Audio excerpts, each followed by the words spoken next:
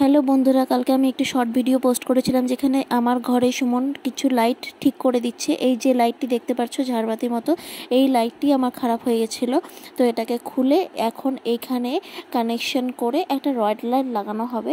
এটা ফেস একটা, এটা একটা ফেস, এটা একটা ফেস, তিনটা ফেস। এখানে হচ্ছে নিউট্রাল কানেকশন করা আছে। এখান থেকে ফ্যান নিউট্রাল গেছে একটা, ফ্যান থেকে এখান থেকে ফেস গেছে নিচেতে গড়ে গেছে একটা লাইন, এখানে গড়ে আছে। এই যে সবুজ তারটা দেখতে পাচ্ছেন, এটা হচ্ছিল আর্থিং এর তার, এটা হচ্ছিল ফেস, এটা হচ্ছিল ফেস। এই যে একটা দেখতে পাচ্ছেন এটা ফেস, এটা নিউট্রাল কানেকশন। এটা থেকে সব কানেকশনে নিউট্রাল যাবে। এটা থেকে এখানে একটা নিউট্রাল যাবে, এখানে একটা ফেস যাবে। ওই যে লাইট দেখতে পাচ্ছেন ওখানে কানেকশন হবে। এখানে একটা নতুন রড লাইট বসানো হবে এখান থেকে কানেকশন নিয়ে।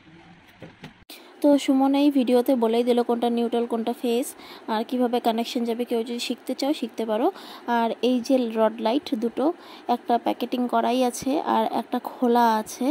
এখন এই দেখো রড লাইটটি দেখাচ্ছি আমি, সুরিয়া কোম্পানির। আমি সুরিয়াটাই নিই বেশিরভাগ, যদি লাইটের কোনো জিনিস, কোনো বাল্ব বা কোনো কিছু নিই তো আমি সেই জিনিসটাই নিই।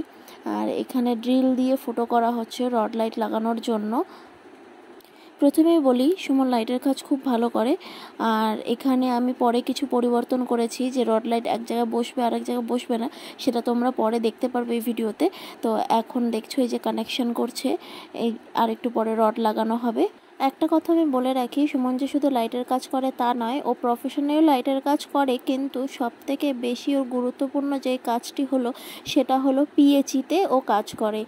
যেটা হলো এই যে পৌরসভা সবার বাড়ি বাড়িতে যে জলটা যাবে, জলের লাইনটা তৈরি হচ্ছে, সেই মেন যে অফিসটা তৈরি হচ্ছে সেই অফিসেই ও কাজ করে। ওর ডিউটিটা নাইট শিফটিং, তার জন্য দিনের বেলা বসে থাকতে চায় না। তো ভাবে যে না, আমার কোনো একটা কাজ যদি আমি শিখতে পারি তো সেটা খুব ভালো হয়, তার জন্যই ওর লাইটের কাজটা শেখে। কারণ লাইটের কাজটা ওর আগের অনেক পুরনো শখ লাইটের কাজটা শেখার। আর লাইটের কাজ এমন একটা কাজ যেটা কখনোই প্রয়োজন কমবে না, ভবিষ্যতে প্রয়োজন আরও বাড়বে। তো এখন যতই সরকারিজীবী চাকরিওয়ালা হোক না কেন বা যতই বড়লোক হোক না কেন, নিজস্ব একটা ব্যবসা সবাই রাখে। তো সুমন এর জন্যই লাইটের কাজটা শিখেছে আর করে, যে ভবিষ্যতে ওটা যদি নাইট শিফটিংই থেকে যায় তো তাহলে দিনের বেলায় কাজগুলো করতে পারবে। বা দিনের শিফটিং যদি হয়ে যায় তখন যারা ভাবে যে না, আমি অফিস কাছারি থেকে এসে নিজে বসে কাজগুলো দেখে দেখে করাবো, তো তাদের জন্য রাত্রেবেলাও কাজগুলো করে দিতে পারে। তো লাইটের কাজ ও শুধু নিজের বাড়িতে বা আমার বাড়িতে বলে নয়, ও প্রফেশনালি লাইটের কাজ দিনের বেলা করে। আমাকে এখানে বসে দেখাচ্ছিল যে রডের দাগ সমান সমানটা হয়েছে কিনা, ঠিকঠাক সোজাসুজি, আমি সেটাই দেখছিলাম। আর এই দেখো লাইট জ্বলিয়ে দিয়েছে, লাইট কানেকশন সম্পূর্ণ কমপ্লিট এই পাশটা।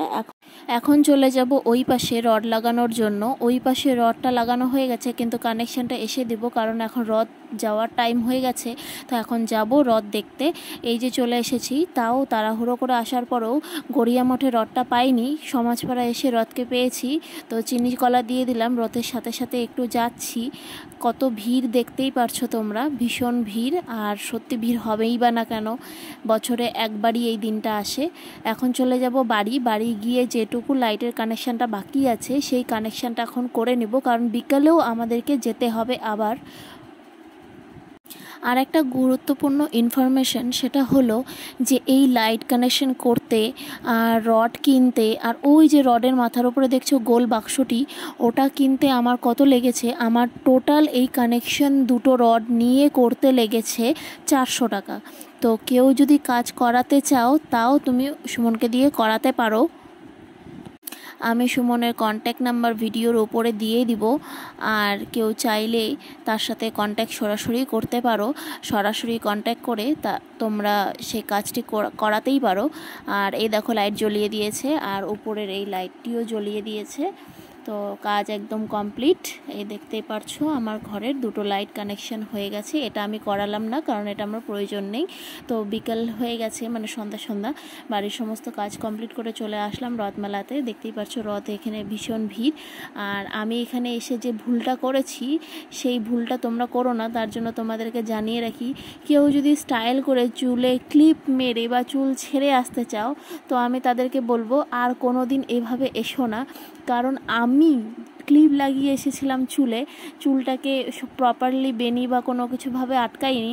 আমি এত চুলের টান খেয়েছি না, যদি এটা ডুপ্লিকেট চুল হতো আমার, তাদের সাথেই এতক্ষণে বাড়ি চলে যেত আমার চুল। এখানে প্রচণ্ড ভিড়, মানে তুমি দাঁড়িয়ে থাকবে, তোমার পাশ দিয়ে যে লোক যাবে তাও তোমার চুলে ঘষা লাগবে, এমনভাবে টান লাগবে যে কেউ ইচ্ছে করে টানছে, কিন্তু কেউ ইচ্ছে করে টানেনি। এটা হলো লোকের ভিড়ের জন্য হচ্ছে। যাদের ছোট ছোট চুল তারা ছেড়ে আসতেই পারো, কিন্তু যাদের মধ্যপিঠের থেকে বড় চুল তারা কখনোই ভুল করেও ছেড়ে এসো না। আমি যে ভুলটা করেছি আমি তো নেক্সট টাইম কখনো করবো না, তাই তোমাদেরকে সতর্ক করে দিলাম। ওই দেখো জগন্নাথ দেবকে এখন মন্দিরের ভেতরে ঢোকানো হচ্ছে, আর এই যে নিয়ে আসছে। খুব সুন্দর দেখতে দৃশ্যটি, আমার তো খুব ভালো লাগলো। আমি প্রত্যেক বছর এখানটায় আসি। আর এই দেখো জগন্নাথ দেবকে বসিয়ে দিয়েছে, খুব সুন্দর লাগছে দেখতে। আর এটা হলো আগের স্থান যেখানে বসানোর জন্য সুন্দর করে সাজিয়েছিল। আর আমরা দুজনে দেখো ফটো তুলে নিলাম, সঙ্গে মা কালীরও একটু ফটো তুলে